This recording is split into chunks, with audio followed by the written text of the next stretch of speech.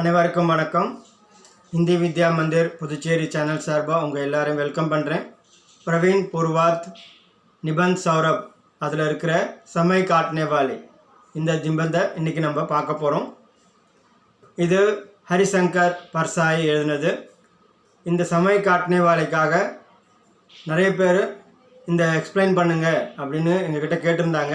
நானும் அதை எக்ஸ்பிளைன் பண்ணுறேன். கொஞ்சம் பொறுமையாக இருங்க, உங்களுக்காக ஈஸியான நோட்ஸ் தயார் பண்ணி கொடுக்குறேன் அப்படின்னு. அதே மாதிரி ஈஸியாக நோட்ஸு அமைஞ்சிருக்கு.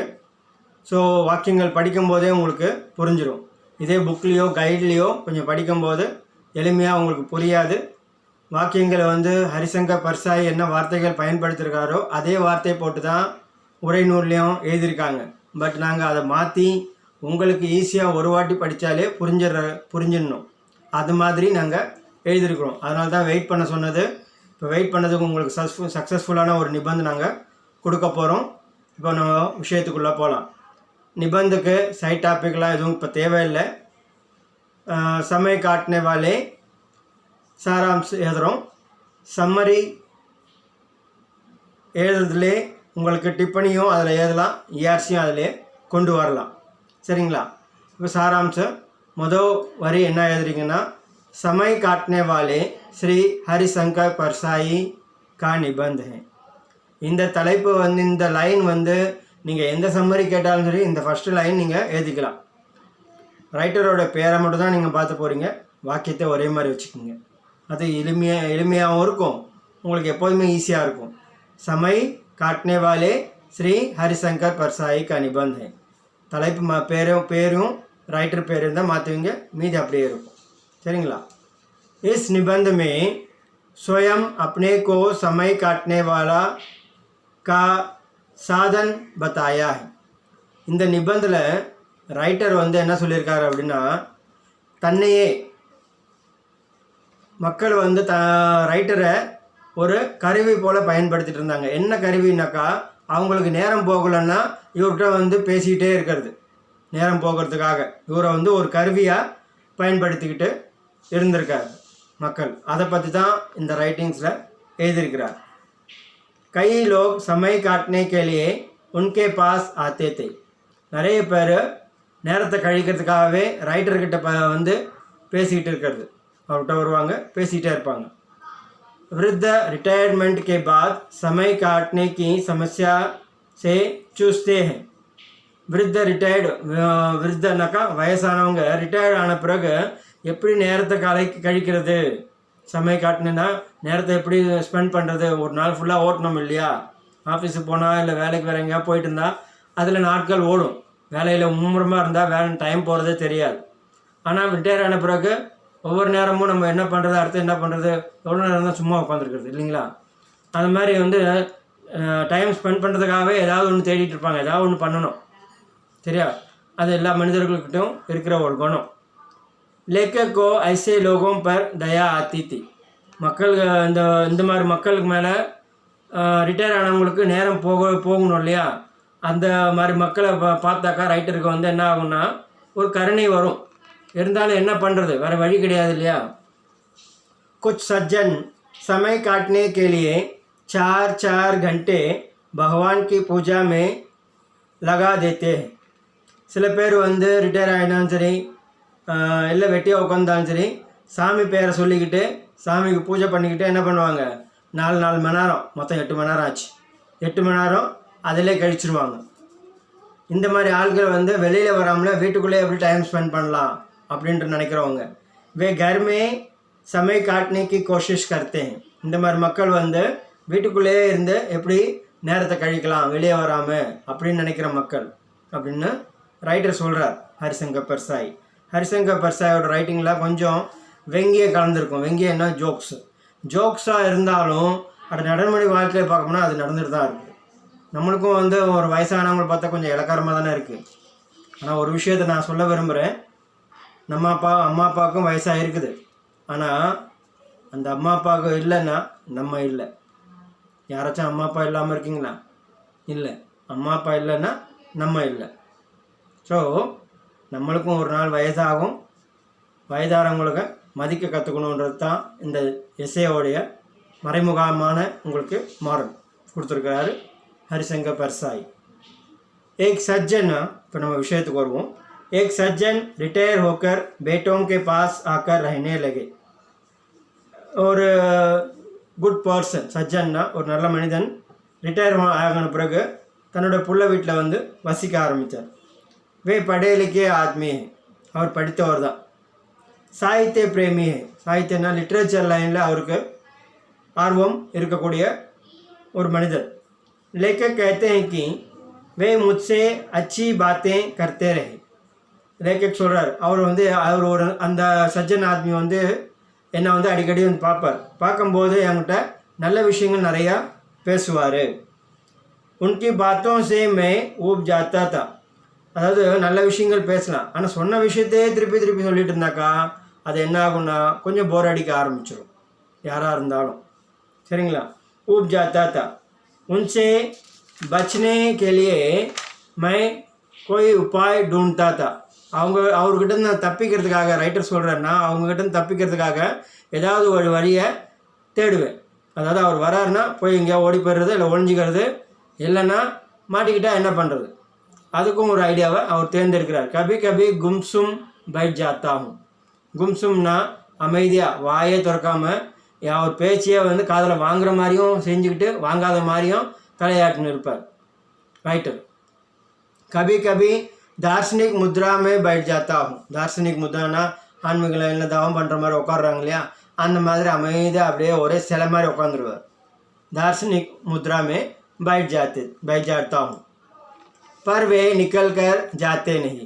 இருந்தாலும் அவங்க எப்படி உட்காந்துதான் சரி, அவங்க பேச வேண்டியது பேசிக்கிட்டே தான் இருப்பாங்க, ஏஞ்சிலாம் புரிஞ்சுக்கிட்டு ஏஞ்சி போக மாட்டாங்க। மேனே பூச்சா, அவங்ககிட்ட வந்து நான் கேட்குறேன், ரைட்டர் கேட்குறார் அவங்ககிட்ட, கहीं जाने का इरादा है, எங்கேயாவது நீங்கள் போக வேண்டிய வேலை இருக்குதுங்களா, போக வேண்டிய வேலை இருந்தால் போயிட்டு வந்துடுங்க அப்படின்னு சொல்லாமல், நீங்கள் கிளம்புங்கன்னு சொல்லாமல் ரைட்டர் சொல்லி பார்க்குறாரு। உன்னோடனே கஹா கहीं नहीं, இல்லை இல்லை எங்கேயும் போக வேண்டிய இல்லை, ஆப்கே பாஸ் ஹி ஆயாவும், நான் உங்களை பார்க்க தான் வந்தேன், எங்கேயும் போக வேண்டிய வேலை இல்லை அப்படின்னு அவங்க। उसके बाद थोड़ी देर के बाद वे वहाँ से निकल गए। அங்கே அதுக்கப்புறம் கொஞ்ச நேரம் கழிச்சு என்ன பண்ணுறாங்க, அவங்களே பேசிடலாம், என்னென்ன பேசணுமோ பேசிட்டு அவங்களே எஞ்சி போயிடுவாங்க। அடுத்த பேராகிராஃப் வரும்। बात को एक बार फिर उनको देखने का मौका मिला। ஒரு தடவை மறுபடியும் அந்த சஜ்ஜன் ஆத்மி வந்து உட்காந்து பேசுவார் இல்லையா, அவரை பார்க்குறதுக்கு எனக்கு வாய்ப்பு கிடச்சிது। உன் பர் முझे बहुत दया आई, அவரை பார்த்தாக்கா எனக்கு கொஞ்சம் கருணை இருந்தது, நம்மக்கிட்ட வந்து பேசுவாரே இப்போ எல்லாம் வர்றது இல்லையே அப்படின்னு। मेरे घर के पास ही एक भले आदमी रहते थे, இது அடுத்த பேராகிராஃபை போட்டுக்குங்க। मेरे घर के पास, என் வீட்டு பக்கத்தில் ஒரு भले आदमी நல்ல மனிதர் ஒருத்தர் இருந்தார்। उनके ससुर रिटायर हो गए थे, அவருடைய சசூர் रिटायर ஆயிட்டார்। कुछ महीनों के लिए बेटी दामाद के घर आए हुए थे, அவர் ரிட்டையர் ஆன ஒரு பிறகு பொண்ணு வீட்லேயும் மாப்பிள்ளை வீட்லேயும் வந்து கொஞ்ச நாள் தங்கிறதுக்காக, கொஞ்சம் சில மாதங்கள் தங்கிறதுக்காக அவர் வந்திருக்கிறார்। வே கணித் அத்தியாபக் தே, அவர் வந்து மேக்ஸ் டீச்சர்। மேரே ரிஷ்தேதார் ஹோத்தே தே, என்னுடைய சொந்தம் கூட, அதாவது ரைட்டருடைய சொந்தம், இங்கே வந்து மேரே ரிஷ்தேதார் தே அப்படின்னு கூட போடலாம், ஆனால் இங்கே ஹோத்தே தே அப்படின்னு ஏன் போட்டிருக்காங்க அப்படின்னாக்கா அவருக்கு தூரத்து சொந்தம், சொந்தம் ரொம்ப க்ளோஸ் கிடையாது, கொஞ்சம் தூரத்து சொந்தம்ன்றதுனால இந்த வார்த்தையை அங்கே பயன்படுத்தியிருக்காங்க। மேரே ரிஷ்தேதார் ஹோத்தே தே அப்படின்னு, சரிங்களா, அந்த வித்தியாசத்தை காட்டுறதுக்கு தான்। इसलिए मेरे पास आकर बैठ जाते थे, அதனால் வந்து நம்ம கொஞ்சம் தூரத்து சொந்தன்றதுனால எங்கள் வீட்டுக்கு வந்துடுவார் என்கிட்ட। कई घंटों तक परिवार की बातें, रिश्तेदारों की बातें, महंगाई की बातें करते रहते थे। இங்கே வந்தாக்கா, என்கிட்ட வந்தாக்கா அவர் பாட்டு என்ன பண்ணுவார், பல மணி நேரம், பல மணி நேரம் ஃபேமிலியை பற்றி பேசுவார், ரிலேஷன்ஸ் பற்றி பேசுவார், மஹங்காய்க்கு பாத்தையும் கருத்து। இன்றைக்கி வந்து விலைவாசி நிறைய அதிகமாக இருக்குது, இதை பற்றியெல்லாம் பேசிகிட்டே இருப்பார், எப்போ பார்த்தாலும் எப்போ வந்தாலும் இதே தான் பேசிகிட்டு இருக்கிறது। மே பகுத் ஊப் ஜாத்தா தா, எனக்கு ரொம்ப வெக்ஸ் ஆகிடும், அதாவது ஒரே விஷயத்தை திருப்பி திருப்பி பேசும்போது, ஒவ்வொரு வாட்டியும் வரும்போது அப்போது வெக்ஸ் ஆகிடும்। एक दिन जब वे आए तो मैंने उनके बोलने के पहले ही अंतर्राष्ट्रीय बात शुरू कर दी. एक दिन ஒரு நாள் அவர் வந்தார். அவர் வந்து பேச ஆரம்பிக்கிறதுக்கு முன்னாடி நான் வந்து இன்டர்நேஷ்னல் விஷயம் இருக்குது பார்த்தீங்களா, அதை பற்றி நான் பேச ஆரம்பிச்சிட்டேன். उनको बोलने के अवसर नहीं दिया. அவரை நான் பேசவே விடலை. इसलिए वे थोड़ी देर के बाद चले गए. அதனால் என்ன பண்ணார், கொஞ்ச நேரம் கழிச்சு அவரே ஏஞ்சி போயிட்டார். कई दिन मैंने उनको बोलने का अवसर नहीं दिया. இந்த மாதிரி நான் ஒவ்வொரு வாட்டியும் அவர் வரும்போதும் பல தடவை வரும்போதும் நான் அதை தான் பண்ணேன். அவருக்கு பேசுறதுக்கு வாய்ப்பே கொடுக்கல. அதனால் அவரே ஏஞ்சி போயிட்டார். उनके आते ही मैं अंतर्राष्ट्रीय बातें करने लगता था. அவர் வந்த உடனே நாம் इंटरनेशनल விஷயத்தை பேச ஆரம்பிச்சிருவேன். इससे उन्होंने ऊब कर मेरे घर आना छोड़ दिया. அதனால் அவர் வந்து என் வீட்டுக்கு வர்றதை நிறுத்திட்டார், வரல. मगर अब उनकी बेटी दामाद परेशान रहने लगे.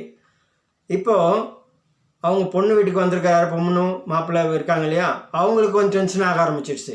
இவர் வீட்டில் இருந்தாக்கா இதை சொல்கிறாரு அதை சொல்கிறாரு அப்படி இப்படின்னு ஏதாவது ஒன்று நம்ம வேலையை கெடுத்துக்கிட்டு பண்ணிகிட்டு இருக்காருன்னு அவங்களுக்கு டென்ஷன் ஆகி போச்சு. मैंने उन्हें सलाह दी कि इन्हें किसी काम में लगा दो. அந்த மாதிரி இருக்கிறவங்கள என்ன பண்ணணும்னா, ஏதாவது ஒரு வேலையை கொடுத்து உட்கார வைங்க, ஏதாவது ஒரு வேலையை கொடுங்க, அந்த வேலையை அவர் பார்த்துக்கிட்டே இருக்கட்டும் அப்படின்னு நான் ஐடியா கொடுத்தேன். அதாவது ரைட்டர் வந்து அவங்களுக்கு ஐடியா கொடுக்குறாரு. बेटी को गणित सिखाने का काम उनको सौंप दो. அவங்களோட பொண்ணு வந்து மேக்ஸில் கொஞ்சம் வீக்காக இருக்கிறா. அதனால் வந்து உன்னோட பேத்திக்கு அவரோட பொண்ணுக்கு மேக்ஸ் சொல்லிக் கொடுக்குற வேலையை அவர்கிட்ட கொடுங்க, அவர் மேக்ஸ் வாத்தியார் தானே, அதனால் அந்த வேலையை அவர்கிட்ட கொடுங்கன்னு. ससुर भी नाती को गणित सिखाने लगे.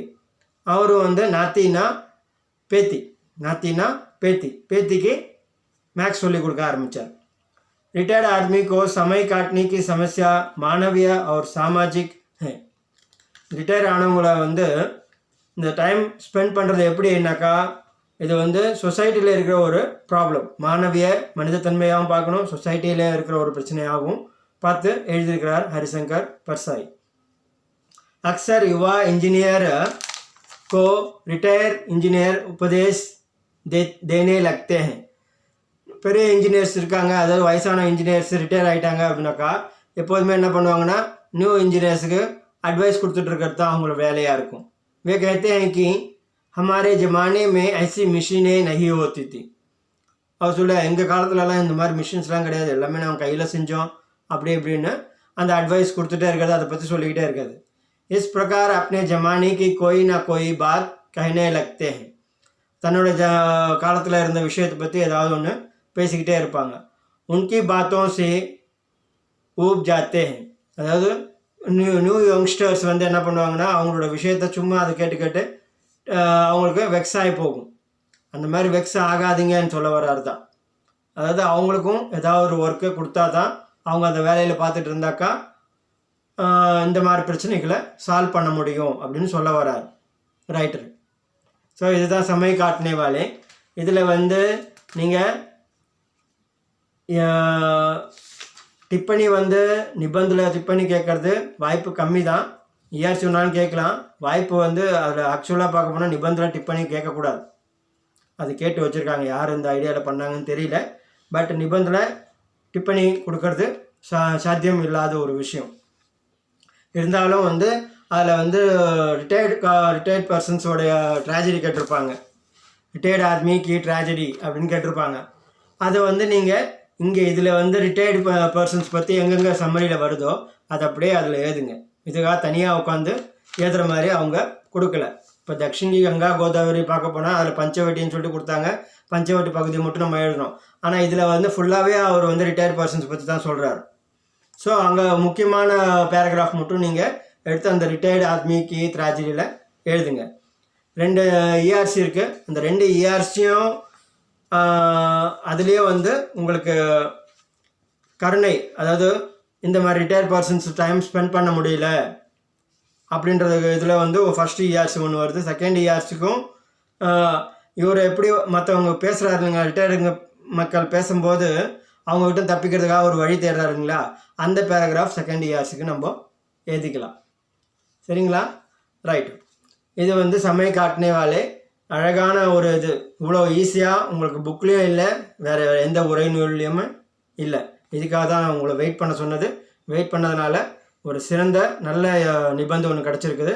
ஸோ நல்லா படிங்க. அதுக்கு முன்னாடி நம்மளோட சேனலை சப்ஸ்கிரைப் பண்ணாதவங்க பண்ணிவிடுங்க, பெல் பட்டனும் அமுக்குங்க. இன்னும் நிறைய விஷயங்கள் நம்ம ஒன்று ஒன்றா உங்களுக்கு ஹிந்தி பிரச்சார சபா மூலயமா நடக்கிற எக்ஸாம்ஸ், மற்ற விஷயங்கள் நாங்கள் என்ன பண்ணுறோம் ஹிந்திக்காக அப்படின்றது உங்களுக்கு காலப்போக்கத்தில் சொல்கிறோம். ஸோ அது வரைக்கும் உங்கள்கிட்ட விடைபெறுறேன். நன்றி, தன்யவாத்.